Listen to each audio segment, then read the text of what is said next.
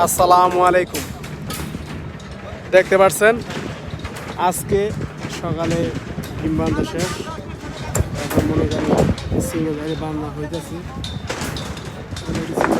জ্বালা শেষ। বানলে মনে করেন আমাদের সিঙ্গেল জাল শেষ। তারপর আমরা চেয়ার বিছামু, তার উপরে আবার ডাবল জাল জ্বালাবো। তো দেখতে পাচ্ছেন প্রবাসীরা কাজ করতেছে। সব প্রবাসী ভাইয়া দেখেন না, এই যে সব এখানে কাজ করতেছে।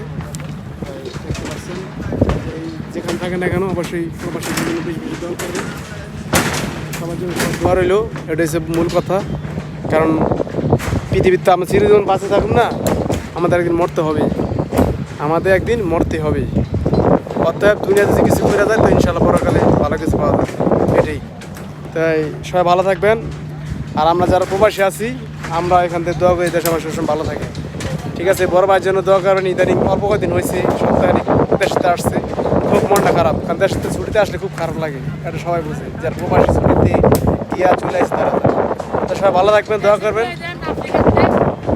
ওখানটা বহুত আফ্রিকার লোক আছে এনে, নতুন প্লেয়ার আছে আমাকে কোম্পানির লোক, ভালো থাকবে যে নিউ আইসি। তো ভালো থাকবেন, আমার পক্ষে তো দোয়া তো রইল। যে হাল থাকেন না কেন দাওয়াত 5 ওয়াক্ত নামাজ পড়ি ইনশাল্লাহ। আপনার জীবনটা আল্লাহ রাব্বুল আলামিন সুন্দর উজ্জ্বল করে দেবে। আল্লাহ হাফেজ।